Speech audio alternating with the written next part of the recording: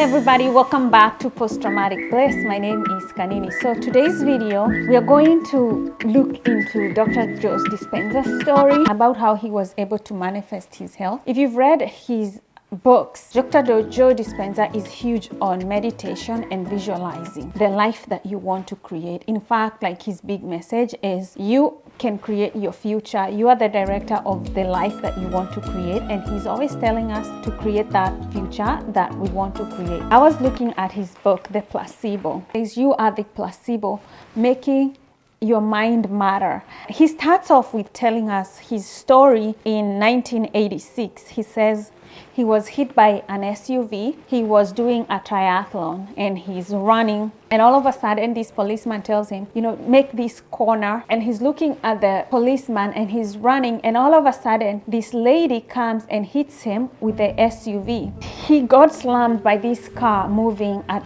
55 miles an hour. She was an older lady, so she didn't stop immediately. He was dragged. He was really dragged, and then when she realizes that there's somebody here, she stops the car, but then he also gets thrown away like 20 yards. When he gets to the hospital, he has broken his 6 vertebrae, the column, right?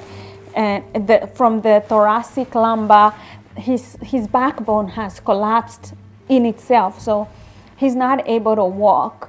And the doctor tells him, from people who have had this kind of experience, they need to have the surgery. They do the CAT scan, the MRIs, everything, and then they tell him that he needs to put some rods on his spine, but that would mean he would still live with a lifelong pain.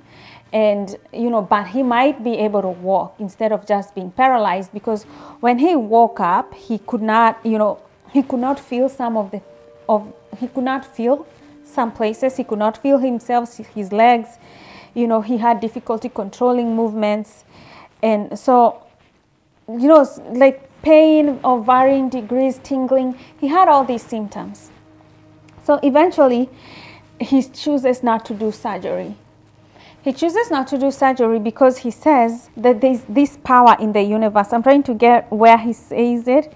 He says that, I believe there is an intelligence, an invisible consciousness within each of us that's the giver of life. It supports, maintains, protects, heals us every moment. It creates almost 100 trillion specialized cells, starts from only 2.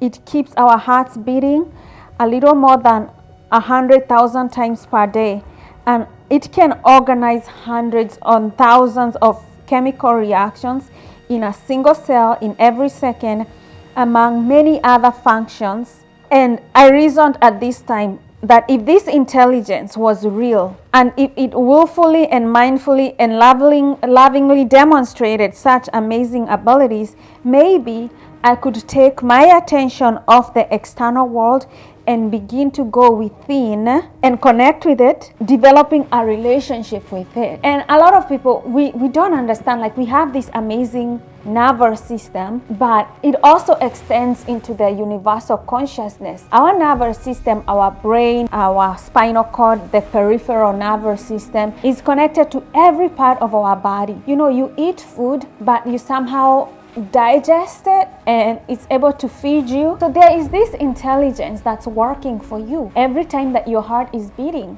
You don't have control of that. There is this intelligence that is working for us, and he says that we can tap into this intelligence. And he thought, maybe the doctors are telling me I could not walk again, but this force within me that is so intelligent, maybe it's time that I go inside and we connect and we meet there, because he's like, it's a divine intelligence. It's invisible. And he says he left hospital. He told them, get me out of hospital, let me go home. And he went to stay with 2 of his close friends. And so he started to cultivate a relationship with his body, and started meditating. So he would meditate 2 to 3 times a day. He went within. He went inside. He says he began to be aware of how unconscious and unfocused he was, because sometimes he would focus on thinking of the things that he did not want instead instead of what he wanted. He's going inside to create a reality that he wants, but he had a tendency to, to go back to what the doctors had said, that he could not walk again. Some of that, and he started realizing that he's not very focused on what he wants to create. And this is the thing, we create what we focus on. What we focus on is what we create. This is what he says. So I started to think about how it would be like to see sunset again from the water's edge. So he's not walking, he's in his bed, he's not probably even standing, and he's thinking about the sunset. You imagine just laying there on your back and you're thinking and directing your thoughts into the moment where you will walk again and go see the sunset. That's how amazing visualization is. And he says he even imagined taking a shower and feeling the water, walking at the beach in San Diego. He started visualizing all these things that he had taken for granted before. His mind now started focusing on the future. And if you hear Joe Dispenza in his visualization or his teaching, he's talking about creating neurologically the future in our mind, the future that we want. For him, he wanted a future where he could walk again. Imagine being hit by an SUV at 23 and the doctors are telling you cannot walk again. And he was like, I don't want that future. So he started creating in his mind a future where he is walking again already and seeing everything that he wanted to see. He started to reorganize his thinking and his focus when he's meditating. And guess what? His ability to do that helps his cells in his body also focus neurologically into creating neural connections that would enable him to walk. And he says, I started seeing patients at 10 weeks and I was back training and lifting weights again while continuing my rehabilitation at 12 weeks. And now, almost 30 years after the accident, I can honestly say I've hardly ever had back pain since. You can imagine the miracle of directing your nervous system, helping it to focus on your healing so that you can walk again. When we say that there is a field, the quantum field, the field that has all possibilities in your life, for him, the quantum field had the possibility of him walking again. There was that reality that he would walk again. It's the field of all possibilities. And he tapped into that possibility and he focused his energy and his will on it, and then he brought it into his reality. And he was able to do that in 10 weeks, right? Dan Siegel in his book Aware, he says where your attention goes, you build neural connections. If you want a future